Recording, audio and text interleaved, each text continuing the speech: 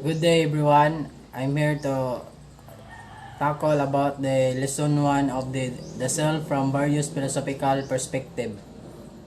My topic is my assigned topic is David Hume.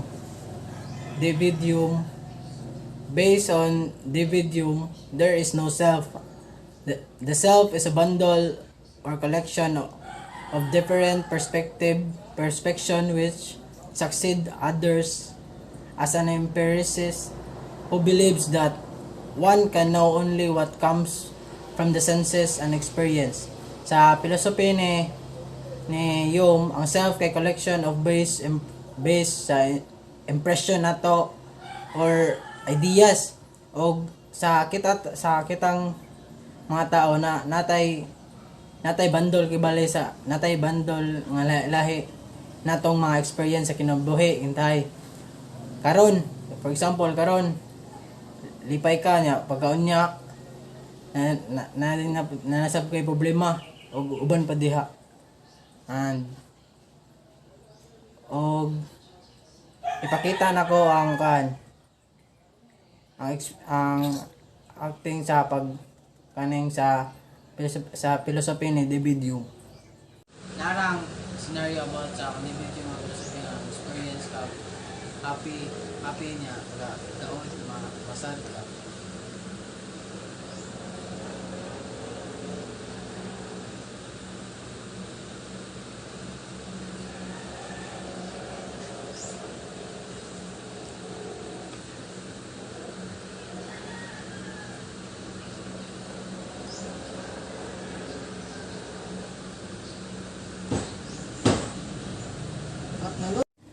Second is Immanuel Kant, the man-only creature who governs and directs himself and his action. Para kang Immanuel Kant, he actually dili siya uyon sa uban philosophers kay lisod daw og i-separate ang mind ug body og napoy gi-propose si Kant na dapat daw dili na to gamiton ang uban tao para intay mo para mosikat ka ana og uban nga kuan dapat itrato nato ang uban tao as equal mo na og napo siya gi-promote na si Immanuel Kant na respect for self mo na ang respect for self. Og ipakita po nako ang scenario about ani nga.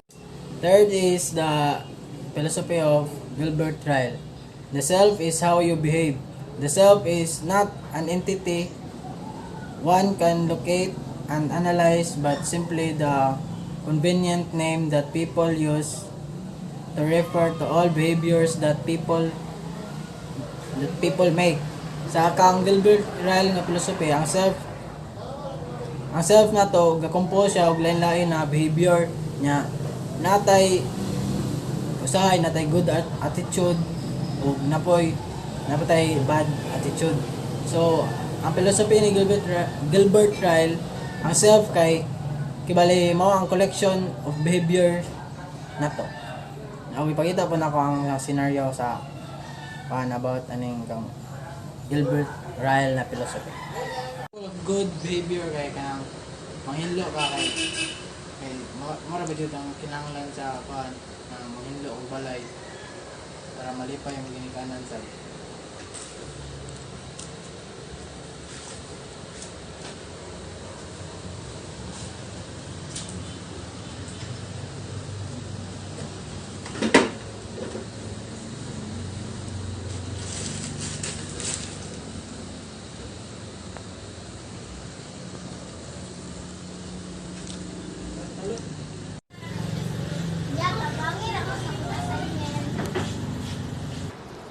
Bolo, kung diro ito rin diro.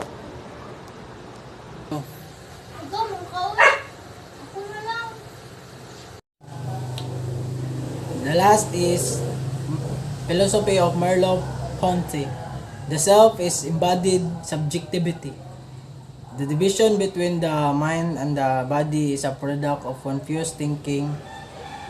Ang sa Merleau-Ponty na philosophy nagingon na dili jud separate ang body ug soul. Kay ang mind ug body kay dili na ba jud na ma-separate kay sisod mo separate na nimo ang body ug mind. Kanang atong na experience o katong na feel dili na separate as a soul. So kang Merlo Ponte nga philosophy ang self kay one entity o one entity ang mind ug ang body. Okay, ipakita sa na ko ang scenario about this sa iyang philosophy. Ayo. Juliana, Sophia. Ito nga naman lang. Aw na, tanak ko'y tuyo niya. Ang sulod sa lang.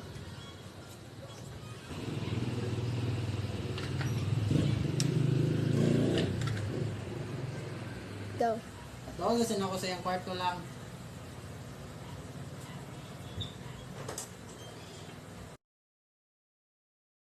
Different cultures and varying environment tend to create different perception of the self.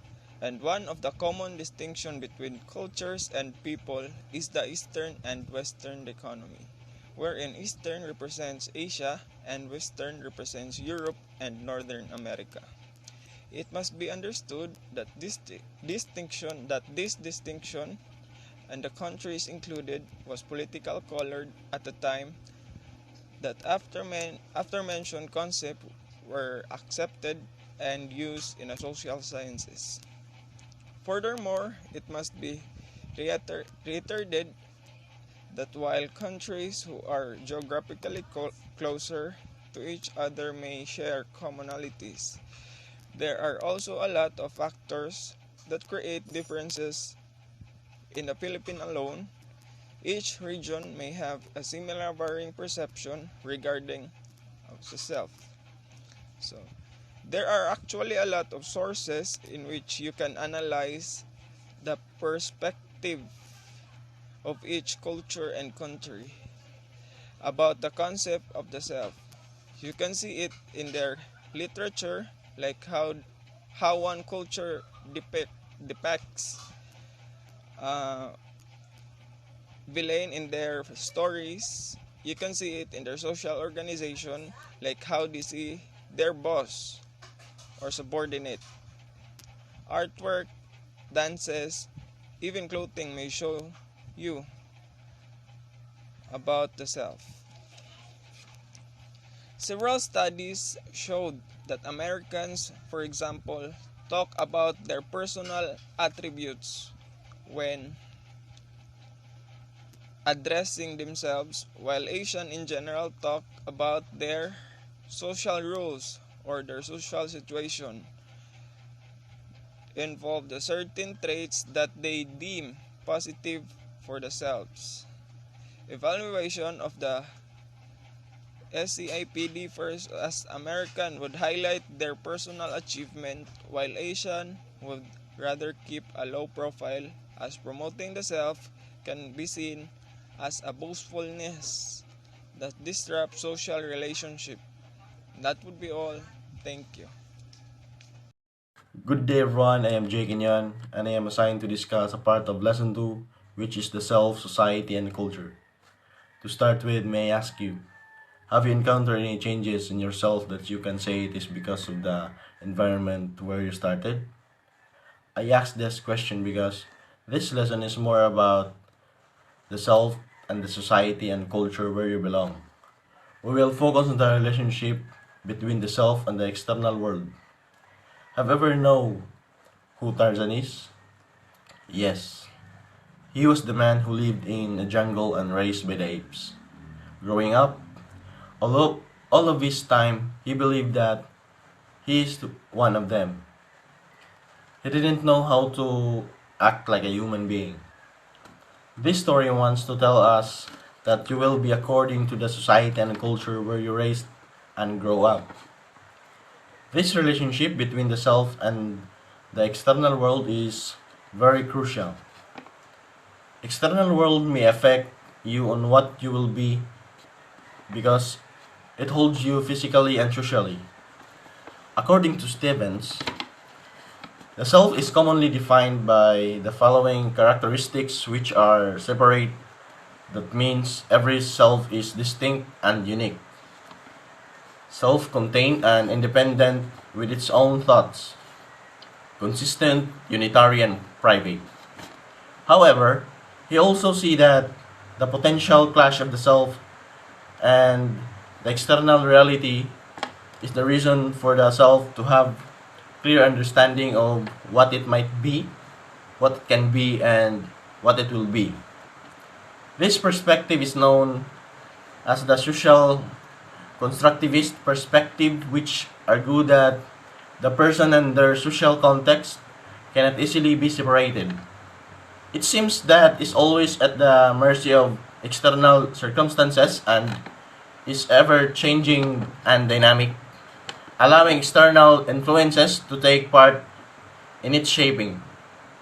The self is expected to be capable of morphing and fitting itself into any circumstances it finds itself in. Another thinker, in the name of Marcel Mauss, a French anthropologist, has an explanation with regards to the self and culture. According to him, every self has two faces, namely the moi, that refers to a person's sense of who he is, his body, and his basic identity, and the persona that is composed of the social concepts of what it means to be who you are. In everyday life, everyone has these two faces of self. We know more or less ourselves. We are confident that we have unified, coherent self. However, at some point we shifted from time to time to adapt to our social situation. We might have moi, but certainly we have to shift to persona. Moi is merely the biological givenness, while persona, a social constructivism viewed is awareness of oneself is in accordance to the environment or society. For instance, Filipinos within the Philippines behave just as they don't have any law and authorities, but when the said Filipinos had to go to other country, they should follow the rules and should abide the law. See how the shift happened? From your own place, growing up with all you can do, and knowing that regulations have always been formal ways shifted to where you are in other country. You have follow every single regulation accordingly. Aside from this, here in the Philippines, our language is also a very interesting aspect of social constructivism. We have words or phrases which are different to other languages. One of which is the phrase mahal kita, which is English translation refers to I love you. This phrase, mahal kita, only denotes the word mahal, which is love, and kita, which denotes both the lover and the beloved. In these varied examples, we have seen how culture tremendously affect our crafting of the self. This might also be one of the reasons why cultural divide spells out differences in how one regards oneself. If one finds himself born and reared in the particular culture, one definitely tries to fit in a particular mold. If a self is born into a particular society or culture, the self will have to adjust according to its exposure. I think this would enough for my presentation. But before I end my discussion, let me leave this quote to you. A good person can make another person good. It means that goodness will elicit goodness in the society. Other persons will also be good by Bumibol Adol Yadej. Thank you so much for the opportunity. Good day once again, and God bless us all. So when you talk about self and development of the social world, giunsa daw nako pag-develop sa tao. Giunsa nako pag-develop nga ingon ani ko. Giunsa nako pag-develop kay baga man pugnaw compare sa uban. Posible mao ni ako nakita sa akong pamilya kay ilaman kong gitudloan o ug ing ani pud ko the way mo istorya. So ato pon hisgutan kaning mga tawhana si Mead and Vygotsky. Sa ila pang discussion, nagstorya og nga development of social world. Ingon sila, ang tao kuno na-develop based kung unsa iyang nadunggan ug unsa iyang nakita. So di ko sure ug motuo mo ani nila, but for me it's true. Because kung unsa akong naandan or nakita sa akong pamilya or sa akong friends, posible mausad ang nang nakita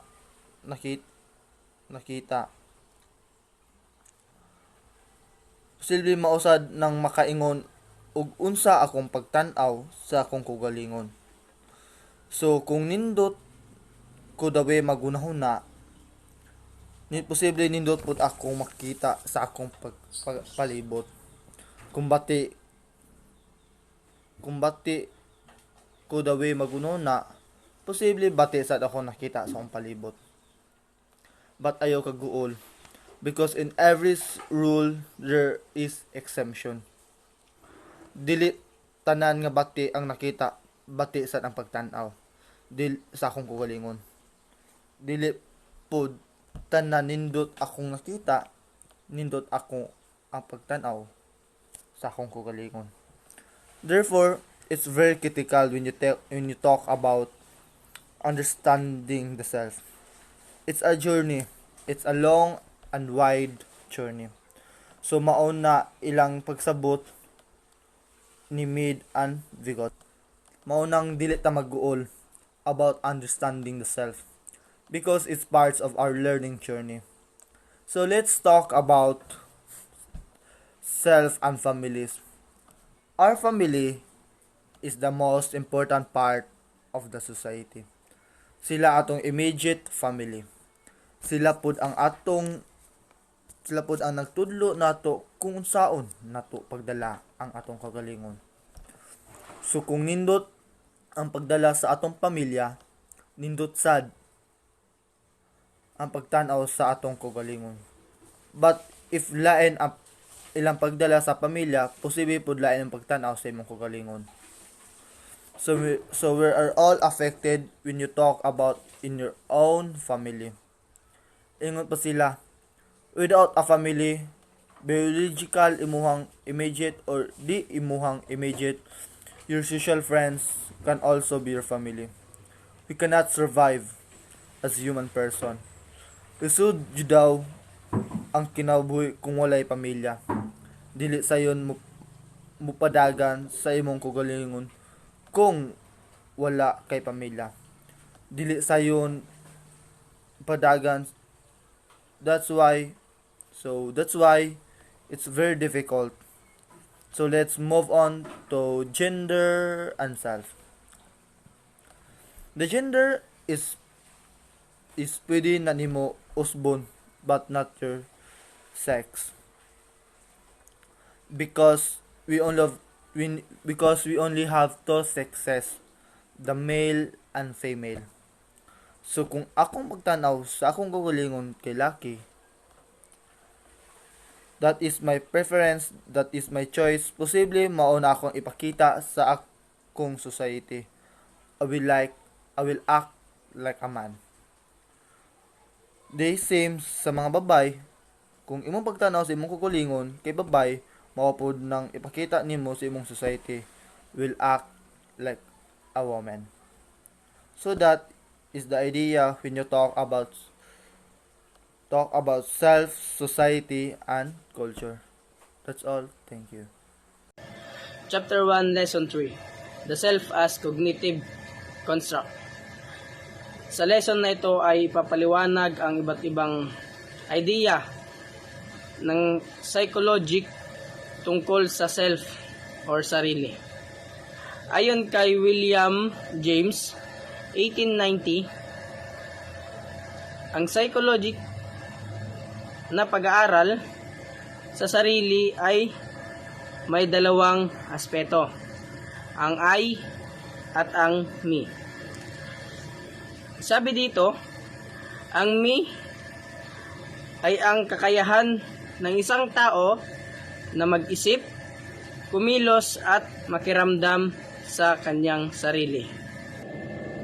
Ang me naman ay ang mga katangiang pisikal at na rin ang kakayahan sa physiological na kung saan gumawa ng kung sino ka. Halimbawa sa senaryo na ito. Hapon na pala. Kailangan ko nang maghugas.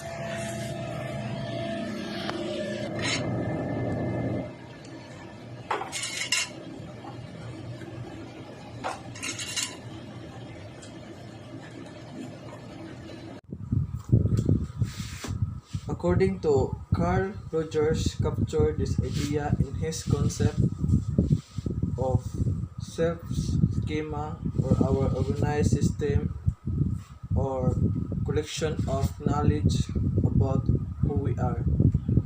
Gleitman, Gross, and Risberg in 2011,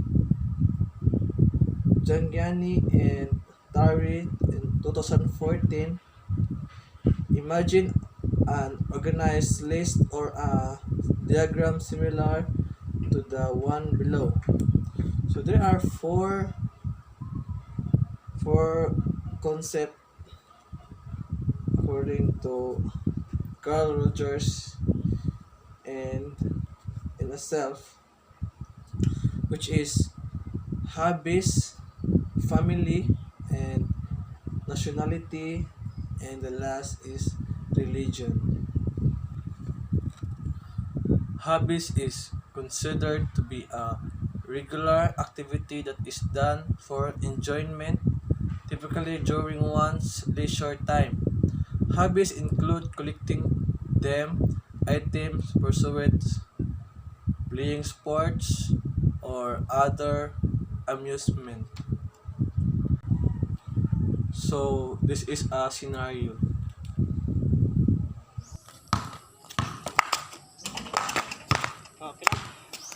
Family, a group of people living together, and household.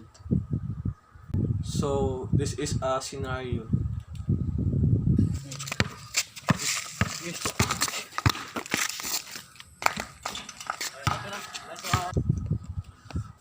Nationality, the status of belonging to a particular nation by origin, birth, or naturalization, and where you live. And the religion is a social cultural system of designated behaviors and practices, moral beliefs, and worldviews that related humanity. So this is a scenario.